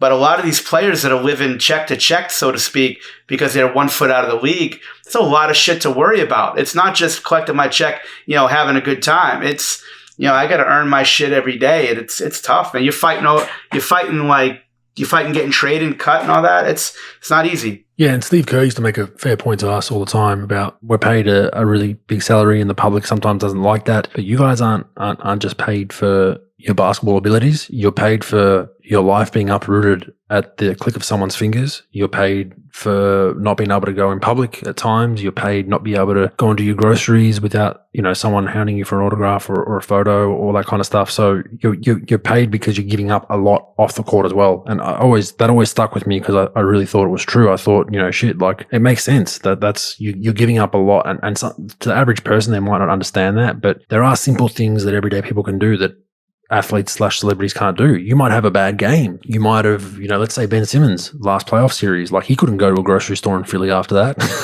go do his shopping. And whether you agree on that game or not, it's irrelevant. It's like that's the ramifications of him having a bad game. That's why he's paid so much to now deal with playing bad, and that's part of his salary. So speaking of Ben Simmons, bro, we'll segue into that. Oh boy. Shocker. I'm just going to put this one out there real quick. We don't need to get into it too much because we know the reasons why this happens to players. A report came out that he is close to broke, bro. And I saw that and my eyes popped. It said that a new luxury car every 2 weeks, not years, every 2 weeks. I know he has a pretty deep payroll of people that he has under his say and go. So I just scratched my head, bro. I mean, I hope this is not true. I hope it's just a leak from someone being an idiot. But it was out there last couple of days. People have equated that to a reason why he potentially needs to come back and play. Now, the fact that that's been leaked, I don't know if it's Philly leaking it or who. That's pretty concerning on a number of fronts because mental health aside or not, whether that's really an issue, which we've discussed before. If he has to come back for money reasons, that's a whole lot of pressure you're putting on yourself again. If you've got mental health issues. Number two, there are reports as today that he was at the arena again for their game. So maybe he's coming close, but I had to look up total earnings to this point. Now, he's on a max deal. So he's got another 150, 200 million coming in the next couple of years, the next 4 or 5 years. But his total earnings to date, bro, what do you think they are? Let me guess here, Bogues. First contract probably averaged about, 9 million, 36 million. I would guess maybe 75 million. Pretty close. 89 million, bro. 89 million. Not bad. Estimated earnings to date. The fact that I just don't understand. I really don't. And you fault Ben obviously because it's his money, but what are the people around you doing? Like, what is going on? Rich Paul's this lauded agent. Well, I mean, geez, if that is true, it's absolutely shocking. Even after taxes, you look at that. Philly's a pretty pricey state to live in, state tax. So you'd probably say, cut it in half essentially. Let's say 45 million cash. I mean, how, bro? I mean, it's still mind-boggling. Thankfully, he's locked into another 4 years at 150 odd million, so he'll be okay. But that report is hopefully hopefully changes his way of what he's doing with his money and how he's spending it. Yeah, boo fucking who, Bogues? First of all, I don't think it's true at all. Secondly, boo fucking who? I don't know. There's so many. Like, this ain't 20 fucking years ago. This ain't like not a lot of information out there. Flying private everywhere. Those cars, multiple cars. But that's aside. It's the people on your payroll that usually fuck you. If you've got a few people on 400 or 500K, that goes quickly, man. It goes real quick. Yeah, but it's 45 million cash. Bogues, after tax. I hear what you're saying. But there's so much info out there, like Vin Baker, Antoine Walker, Allen Iverson, Eddie Curry. Fucking listen to this. Listen to the podcast. I've told you 28 stories of why that motherfucker was broke. You should know. You talking about my brand. I'm in control of this. I'm the king. Well, you know what? Run your fucking house then. First of all, it's not true. It isn't true. There's no way. But you say it is. That's on him. That's his fault. I hope it's not true. I hope it's not true, bro. I hope it's not. But nothing's the stuff that usually surprises you is the stuff that's the most true in the NBA. That's kind of what I've learned in the past. Something that you drops your jaw like, no, this is not possible. I'm doing the math here. 45 million cash, 5 years in the league, 9 million cash. I heard if you sell a bronze medal from the Olympics, it's worth 125K, but we know how that goes. So you won't be doing that anytime soon. Yeah, let's just hope. Let's hope it's not true anyway. All right. Dante Exum, this was another strange one. This was broken by Matt Logue, Australian journalist, covers the NBL and the NBA and whatnot. He said that Dante Exum's training with the Warriors, pro, but get this, not with the squad. He's just there to play 5-on-5, and he's a main rehab partner for Clay. Have you heard of this before? I've never heard of anything going this way before. It's very, very strange. So I think Dante's probably got some connections there through his agency just to get a court, get access, be based in California, which isn't. But the fact that he's not even training with the team, that he's just there basically as a rehab partner for Clay is pretty interesting. I've never really heard of this before. I haven't heard of it either, but it just makes sense. Like, look, if you're just hanging out, you want to get on a team, the team lets you work out. You never know, just stay ready. You're look, out of sight, out of mind, right? So you're right there in the facility working out, people start getting to know you, you never know what's going to happen. Probably has enough money to chill for the year anyway. Yeah, it's pretty smart, to be honest with you. It's better than working out at a Lifetime Fitness, tweeting out, putting on Instagram your workouts. I mean, you're actually at an NBA team. You might as well fuck around and you never know. Like, somebody could go down. They might need to make a move. That's pretty smart in his deal. Yeah, just one I haven't heard of before. It's not if it's done, it's not usually reported. You know what I mean? It's usually kept quiet. But yeah, the fact that it was reported, just an interesting one, Dante Exum. So I think he gets picked up eventually. I'm a big fan of his. As far as, like I said, I think you can do a whole lot worse from your 10 to 15 on your roster. I'm surprised he hasn't been yet. But an injury away, maybe Memphis comes calling. There's another ball handler now with John Moran out for a couple of weeks. Who knows? But I think he'll get another job. Hey, Pro, quick question for you. Have you got a OnlyFans account? I don't. Although for Krispy Kreme, I do. Yeah, $19.99 a month. I actually subscribe to it. They give me 20-second videos of how the donuts get made. But no, I don't have an OnlyFans account. I don't have one either, but apparently, we'll give a shout out to Liz Cambridge. She's launched an OnlyFans account, Pro. So if you want to see some. Really? Yes. The WNBA paycheck just not cutting it, Pro. So got to find different revenue streams. I heard she for 33% off, I heard the Nigerian national team could take, since 1/3, they get 1/3 off her account. I didn't know that though. That's pretty interesting. Breaking news on Rogue Bogues. The Nigerian national team gets a discount. 1/3. Maybe that's the olive branch that'll do it. That's the olive branch that'll do it, Pro. But for our listeners out there, stop tweeting me the OnlyFans link. I don't want to see that shit. Please stop sending it to me. They tweeted at you? Oh man, I'm getting all kinds of shit sent to me, dude. I woke up yesterday, like I'm getting links to the account. Someone sent me one of the first videos. I noted before I saw a snippet of it before I ate breakfast, thankfully, Pro. So it's like it's not just for fans to. I know why people have OnlyFans accounts, obviously. Like, is it like that? Like borderline X-rated, or is it just talking and like putting out videos talking and shit and people can tune in? I don't have an OnlyFans account, contrary to probably people's belief out there, but the video that I saw, the few seconds of it was, I wouldn't say it was R-rated, but I definitely wouldn't say it was It was for teenagers. So flaunt it while you got it, I guess. Some people like it, some people don't. Good luck to her. Hopefully she makes some cash from it and subsidizes that WNBA paycheck. But I thought it'd be, I should mention that as we're big fans of Cam Beat on this show. All right, last thing NBL wise. So the preseason's in a bit of a shambles, pro. We've got numerous teams with COVID. Oh, jeez. It didn't help that the preseason was moved. The preseason blitz for a few of the teams, preseason tournament games, was moved to a city that had the highest case numbers. That probably was not the best decision by the NBL, but it ended up running pretty smoothly. But then the Illawarra Hawks have had a bunch of staff come up with COVID. They are now essentially put into the protocol based on their state government, which is New South Wales. I think they can't train, for at least 7 days, I've read, which is pretty crazy considering the season starts next week. Question for you, Pro. This is probably above our scope. We're not doctors or scientists, but Jeremy Lowliger, who is the what is he now? His title changed a few times. CEO, president. Of the NBL, only in October stated the NBL was at a 99% vaccination rate. 99%. I'd gamble now they've hit that 1% in the next 2 months because I know they were making it pretty hard for anyone that didn't want to have the vaccination because of state regulations. My question is, Pro, they're at 100% vax rate.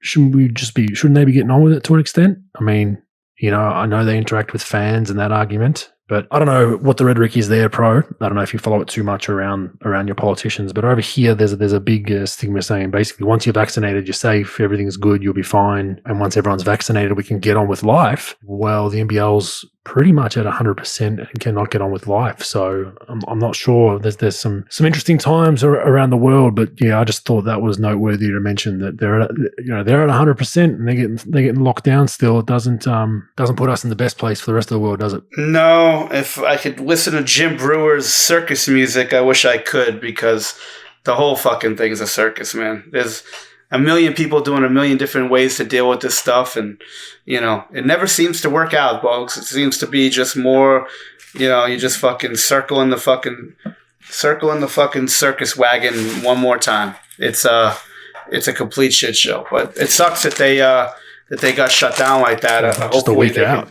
Yeah, that's a problem for them. It's good for the Kings when we play them.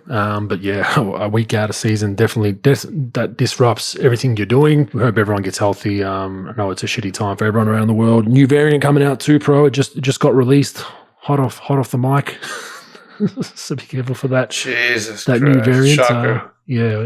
This one they said it's really going to be just 2 weeks to flatten the curve. So we'll see how that one goes. But yeah, the NBL, a bit of a curveball. It's going to.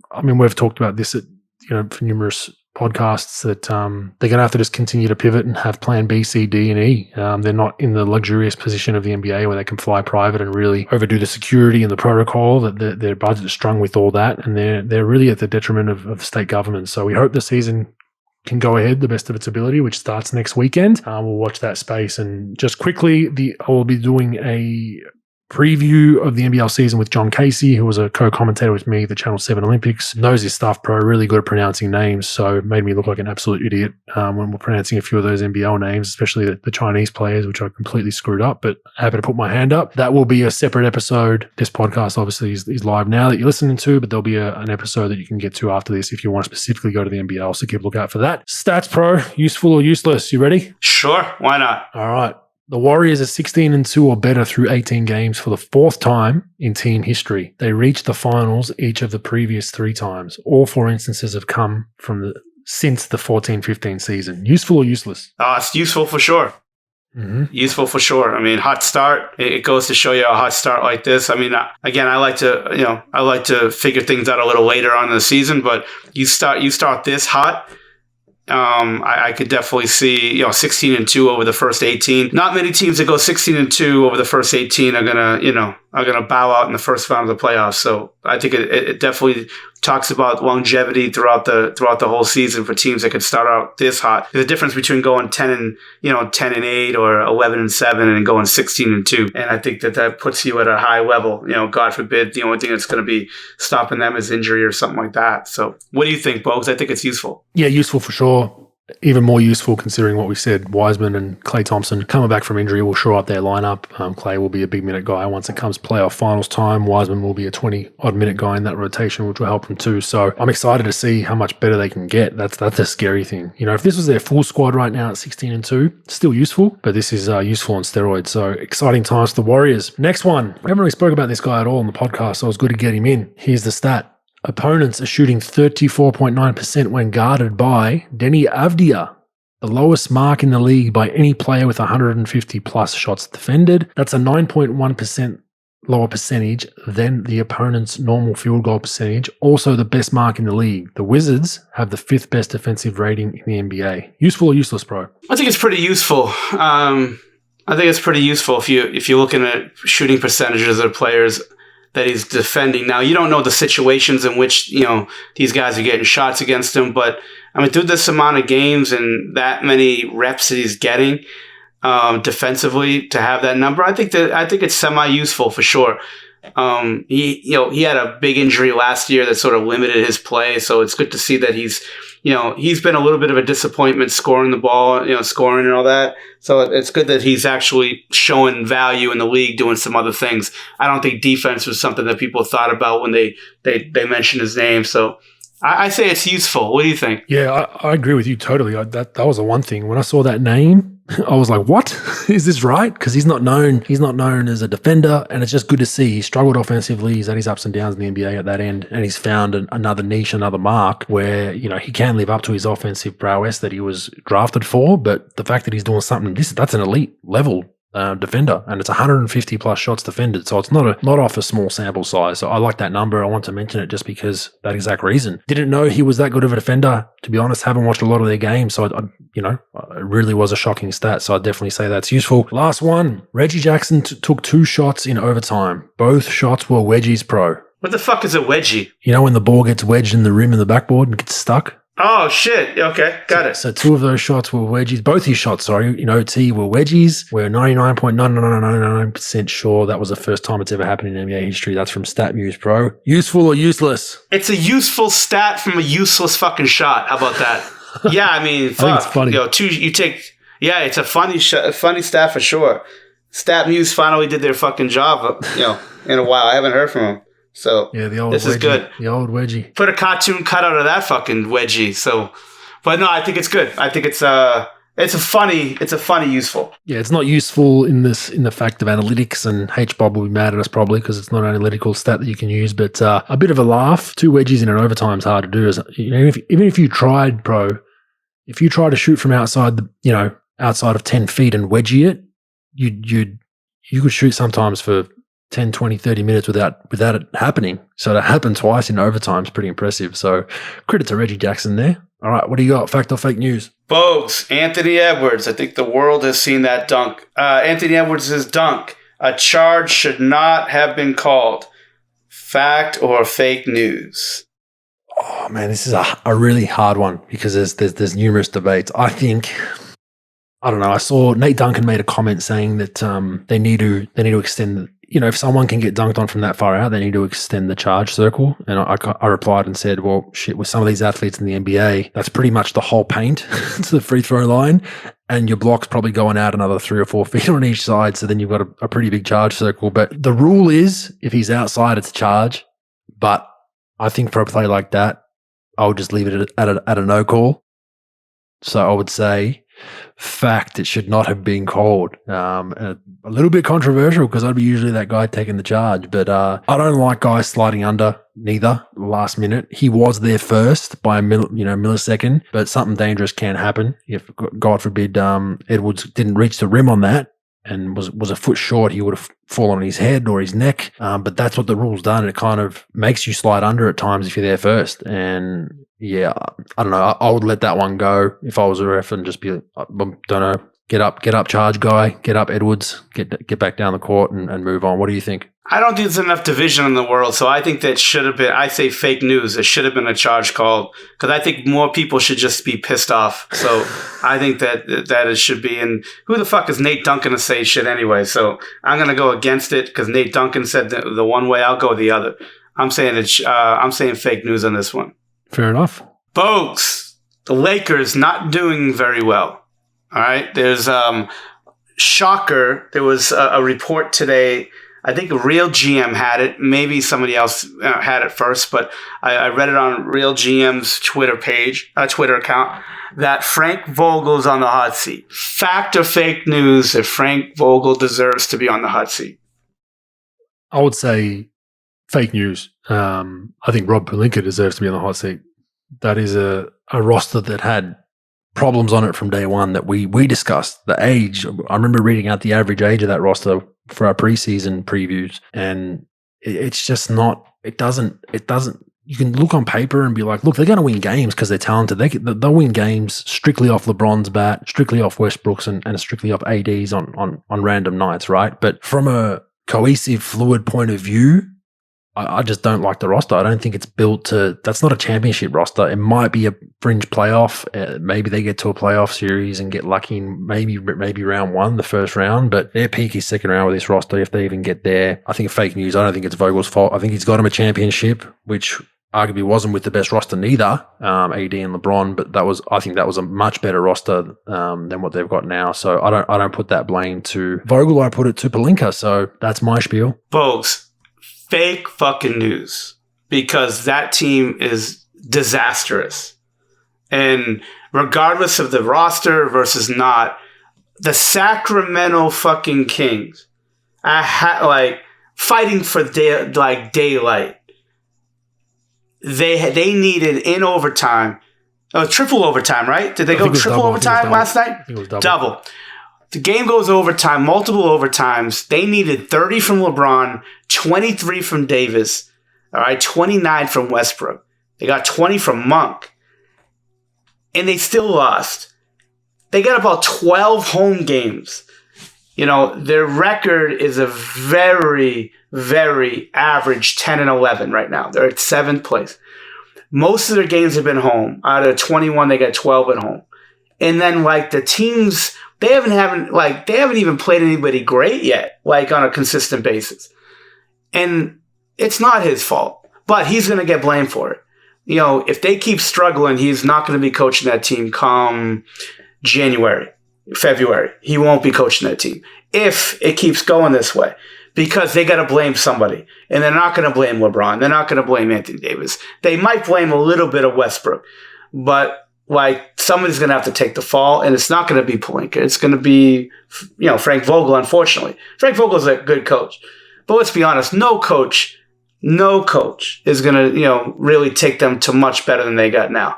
They got 3 guys that, they revolve everything around. And then the rest of the team, they really, really can't give them much. And, it's not his fault. I don't give a fuck about how many tricky plays he run. All this stuff. It's not. It's just they can't guard anybody. They don't have shooting. They got multiple guys. They got 3 or 4 guys that need the ball in their hands at all times. Probably the best, Carmelo Anthony's probably the best surprise in that whole roster.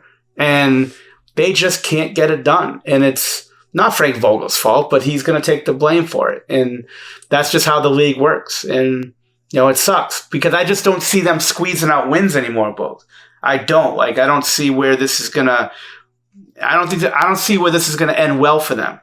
9th, 10th, maybe out of the playoffs. It's ugly. I just don't see how they're gonna It's ugly. Yeah, and you're right. It was 3 overtimes actually. I was watching that game, so I should have known. But yeah, I checked it. I thought it was double, but just outworked possession. They gave up 2 or 3 straight offensive rebounds in an overtime in a tight game. It just seems like they go ISO to LeBron. Westbrook tries to go up in transition. Pull it out, give it to LeBron, give it to AD, ISO. And, they really miss Caruso. They really miss a few of those really good defenders they had on the wing. I just don't, Melo's been great for him, but I think they're one of the worst defensive teams at the moment. I read a stat the other day that they've played, the teams they've played have been on the lower end of of scoring percentage and whatnot, and being a strong offensive team, and they're struggling with those teams. And like you said, their schedule's about to heat up. They're going to get some good teams coming into town. Maybe that kicks them up the arse a little bit. Who knows? But they got lucky to get that Indiana game as well, so they could be in a lot worse situation. But they've got enough talent to tread water. But yeah, I can't blame Frank Vogel for that. He's got you a chip as well just recently. But who knows, man? Maybe Worldwide Wes is going to take over the head coaching spot there, pro. I don't know, man. They need world something. They need world peace or something. They might get world peace before they make the playoffs. So I don't know what the fuck they got going on there. Possibly. Bogues, last one. We talked to Giddy a lot on this, but 20 games in or so, 18 to 20 games into the season. Fact or fake news, Josh Giddey is your rookie of the year as of today. Oh, as of today. I think fake news as of today. I think he's got a chance, though. He's finally cracked the 5, which is good because they were hating on him for a while. He wasn't even in there. Right now they have Barnes at 1, Mobley 2, Cunningham 3, Giddey 4. I think he's got a chance. I think he'll scrape into that top 3 before season's end, and I think it's anyone's game. All you need is an injury to somebody, and it can go a different way. But I mean, Scotty Barnes, he's looking good right now in a system where he's going to play minutes. And the thing with all these rookies, for the most part, is they're going to play a lot of minutes. So they're all going to get their opportunity. But Josh is really, his last 2 weeks has been really impressive. His rookie year in general has been impressive, but his passing abilities we knew was great, but it's starting to really show because of the floor spacing in the NBA. The NBL was a little bit different. He couldn't really show it as much because it was a shrunken floor zone, all that bullshit. So he's really proven that he can be a really big playmaker for him. And like I said at the start, the be-all and end-all for him is if he's knocking down the 3 at a respectable rate, which he is currently, his ceiling is so much higher, because I thought, honestly, the 3 would take him a couple of years to figure out to this level that he's shooting now, where teams will start going under with him, they disrespect him, they dare shoot him for 3s. I thought they'd go to that route. And they have, and he's knocked them down. And big ones too. He's knocked down some big 3s late in fourth quarters to keep them in a game or tie the game or put them up too. So yeah, he's really impressed me. I don't think he's going to be rookie of the year if I had to call it today, but I think he'll be in the top 3. What do you think? Yeah. I'm going to say fact. For now, like you said, they're going to ramp him up. He's played really well in limited, not limited minutes, but not really showcasing him because they got SGA there. They've got other guys, they're trying to push. I think, obviously, I don't think there's any looking back. If he could, knock on wood, if he could stay healthy the whole year, you know how guys get banged up a little bit, especially second half of the season with rookies. I think that what you're going to see from him is a display of passing like we've always seen. I think his scoring is going to go up. I think the other guys like, Barnes and whatnot, I think they'll put up numbers, but I don't Mobley will have a chance to win probably the most games out of the 3, and that's going to say a lot. But again, this kid's going to have the ball in his hands a lot though. Giddey. So I think he's going to put up some really good numbers throughout the year. They're not going to win, obviously, and they're going to want to showcase him and give him more responsibility. I think that he has enough to do it. Will he by a long shot? No, but I'm going to say yes. I'm going to say that he has enough. I think he's doing well. I think he's going to get better. He's one of those thinkers that, like a Rondo or someone like that just figures it like Luka on some ends, not as good, but just same. Like guys who see the game like that, I think that they just figure it out and they get better as the year goes on. When they get beat up a little bit, they figure things out. The more minutes and more responsibility they get. I think he could do it. I don't think there's anybody that's a clear-cut winner. That's why if there was a clear-cut guy, I'd say yes. I think Cunningham missed a lot of games. It's going to be tough for him to get back into it. I think you're going to see that Giddey gets it. So I'm going to say yes. I'm going to say fact. And his numbers are pretty good. I think if that scoring can just get a bit of a boost. So he's currently at, what is he at? 10? Yeah, 10.8, 7.3 rebounds, 5.7 assists. The 3-point field goal percentage I spoke about, he's at 27.7. Not great, but what I like about that percentage is he's shooting them. He's shooting 3.4 a game. Not at a great clip, but he's a rookie. He's figuring it out. He's not scared to shoot him. That's what I like. And yeah, I mean, 10, 7, and 5 in your rookie season is by no means horrible. You look at who he's competing with. Jalen Green, 14 a night, 3 rebounds, 2 assists. So the score, I think if Giddey can just get to 12 or 13, I think then he has a legitimate chance to win it. I think with the current numbers, they'll probably go with a more flashy guy. And look, Giddey's not the most flashy passer, yes, but he's not going to come down and dunk on you, and he's not going to have that highlight play on SportsCenter. So I think that somewhat hurts, as stupid as that sounds. I think he's much more fundamental than the other guys. But yeah, it's going to be fun to watch. Look at Scotty Barnes' numbers right now. I think he is a clear favorite. 14.9 points, 8.3 rebounds, 3.3 assists. 3-point percentage is lower than Giddey's, funnily enough, 26.3%, but 50% from the field. But his numbers are definitely higher. He'll probably have more of an opportunity up there in Toronto because they won't. They'll probably be the same position as OKC, so he'll continue to get minutes. But I want Josh to win it. I just think it's going to, these popularity contests usually go to the more flashy guy if it's similar numbers, and Josh really isn't that come down, rah, talk shit, dunk on you kind of guy. So I think that, maybe we should talk to him and get him to do a bit more of that, get ejected from a few games pro, maybe get a sleeve tattoo, and then, hey, he might be in the running for the rookie of the year. An OnlyFans account maybe? He'll be there. I think he'll be top 3, but I'll go with I think the popularity contest of they need to give something to Toronto and Canada as well. But that wraps up another episode. Fantastic stuff. Episode 44. Appreciate everyone joining us. We did our Q&A beforehand again, so I'm not going to give you the teaser. You're going to have to jump on call in to hear a few of the cool questions we got asked, and we will continue to watch what's going on. Send us through stats. Send us through some fact or fake news. Let us know if you want us to talk about something that we're not talking about. We're happy to do it. And remember, next week we'll be on Q&A via the call-in app. You can download on Apple. For those asking, it will be on Android and for computers soon, so you can all join. We don't want to discriminate against different users. It's not what we're about. We're all about equality, bro. All about equality. No discrimination here. But we will see you next week. Thanks, bro. Bogues, thanks, brother. I'll see you later. See you guys next week.